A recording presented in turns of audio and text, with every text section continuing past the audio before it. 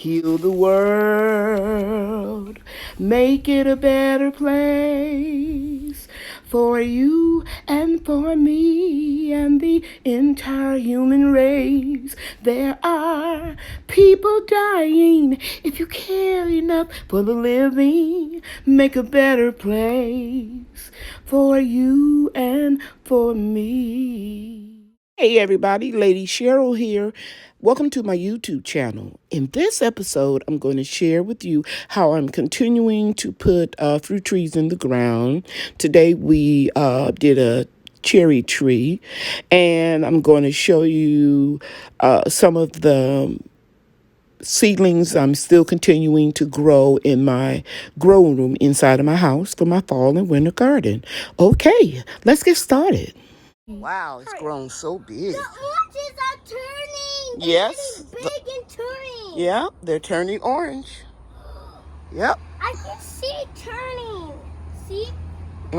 Yes. Hold it up again so we can see it. See, guys? See what I'm talking about over here is yellow. Yeah, they'll be ripe in a few months. Yeah. And these figs will be ripe and guys, real soon too. Hi. Hey everybody, it's Thursday and Bria is here for school, and we show you how well our second round of seedlings that we're going to plant outside are doing up under the fluorescent grow light. So this is the fluorescent lights, the shop lights, guys. You see it.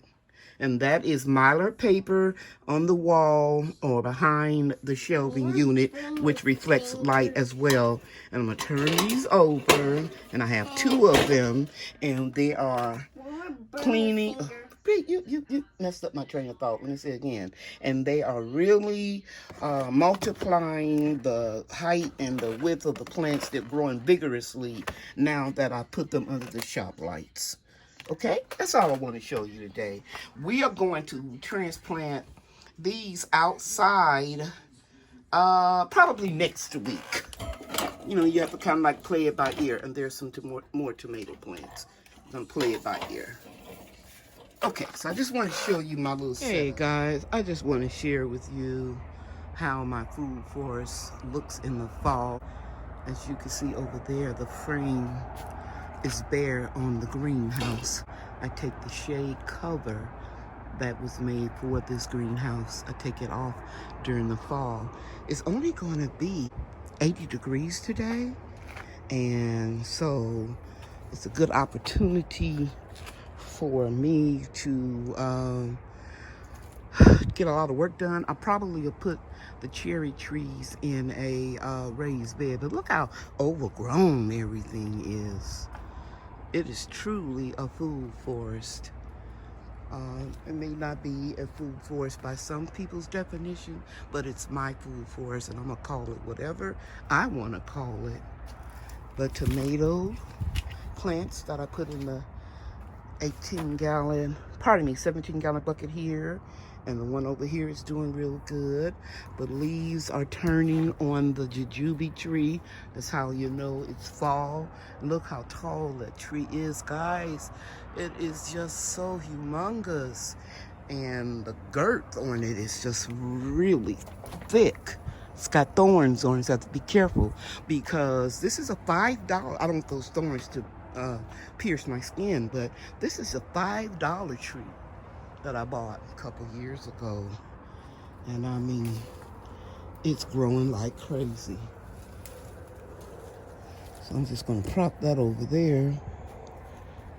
And you can see the elderberry bush leaves are turning, and got a lot of figs on this brown turkey fig. I always show the one by the greenhouse, but I'm just as proud and happy about this one as well. Just growing big. Just wonderful. And this is the tree, the cherry tree. This one is a Rainier cherry. I think it's time to get it in the ground. And this one over here is changing colors, the leaves. And this is the Windsor sweet cherry. I'm going to try to get these two in the ground today. And look at this gala apple tree, guys. A lot of the apple trees are blooming for the second time. This tree is humongous. And these are zinnias that seeded themselves and are growing again. And wow, everything just looks so green, so beautiful. Trying to figure out where I'm gonna put the cherry trees. I may have to sacrifice. Let me show you something. I hardly ever show my pawpaw trees. I got these from Stark Brothers. That is the smallest one. And here are the other ones. As you can see, I had to move them because the first 3 years, your pawpaw trees have to be shaded. Let me try to get through here. So they're in containers, and they will be 3 years old next year. And this is my persimmon tree. It'll be time to collect this fruit pretty soon. The fruit is still getting big. Let me move back so you can see how big the tree is. It's huge. And it's a fuyu persimmon. And this is a pear tree. I don't remember the name of it. I can go look it up.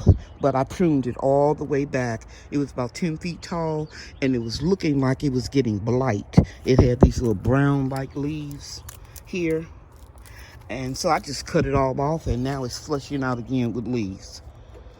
Just, I'm learning a lot as I go. I'm just going to take these off because brown tips. And those are the hibiscus. And this right here is this is American persimmon, Yates persimmon. It's finally beginning to take off and grow. You can see the girth, the bottom of the tree there. It's getting pretty big. So I expect it to really take off next year. Okay, apple trees, the dwarf tree. One is a semi-dwarf and one is a dwarf. Golden Delicious, semi-dwarf. So that's the dwarf one over there. Makes sense because the trunk is getting real big. But this is the only thing I don't like, and I noticed this when I transplanted it. I'm going to wrap this tree with some tree wrap. It's right here below the graft. Something been gnawing on it. But anyway, the tree itself looks wonderful. Both of them. This area in here needs to be weeded, and I'll put some cardboard down and spread more wood chips. All the rain we recently received has allowed the wild grass and weeds to grow real fast, but I'll take care of that next week. I decided to put the cherry trees in a raised bed that I was going to turn into a flower bed because, well, it's harder to do this work than by myself. So, yeah, I'm just going to take an easy way out. It'll be easier for me to do.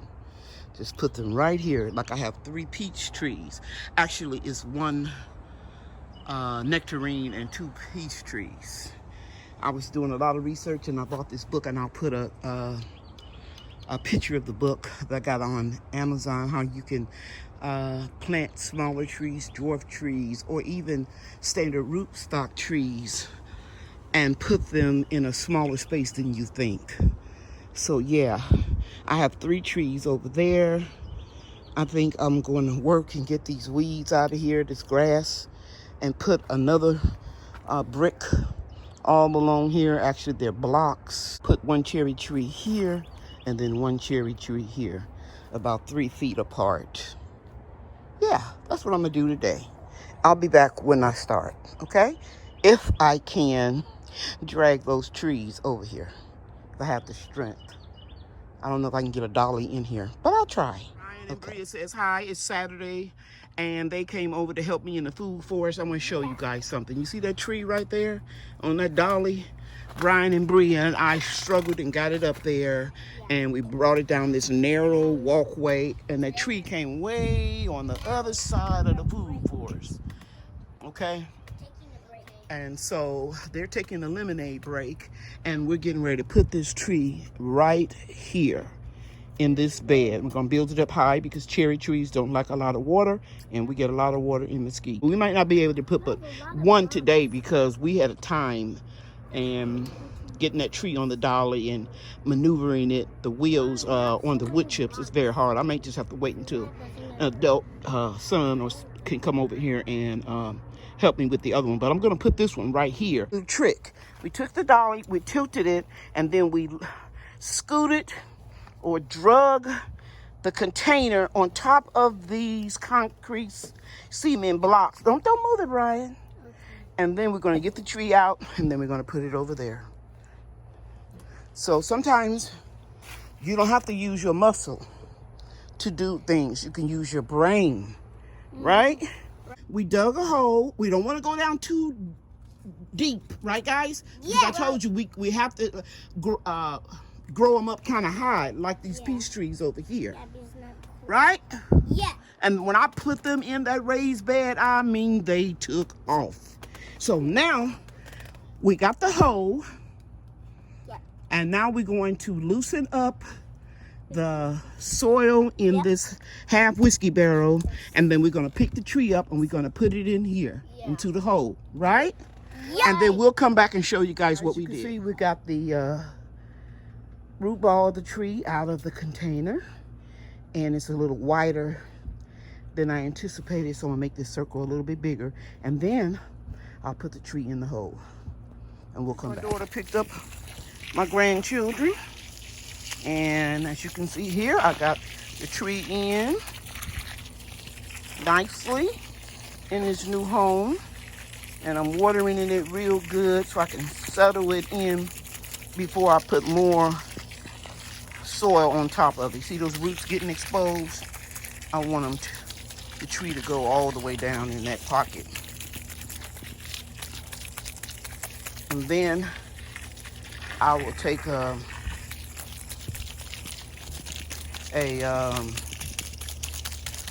bag of soil and put it on top. Okay.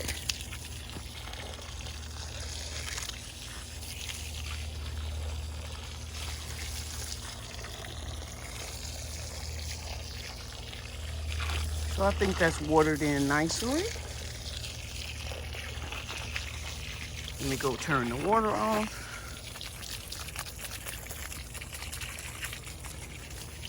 And put some more soil on top of this root ball. But I wanted to make sure that was really sunk down in there.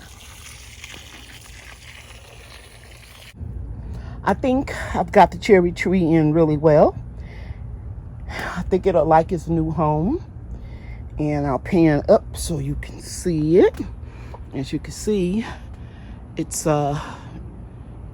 turning leaves. It's the first tree in the garden for the leaves to turn colors and then shed. And hopefully by next week, I can get that other cherry tree situated in this bed as well and get more cement blocks around. I thank you for watching my video. You guys know that I'll be bringing you another video in about 3 or 4 days. And I want you to know that I appreciate you taking time out of your schedule to watch this video. God loves you, and I love you too. The end. Thank you for watching, everybody. Bye now.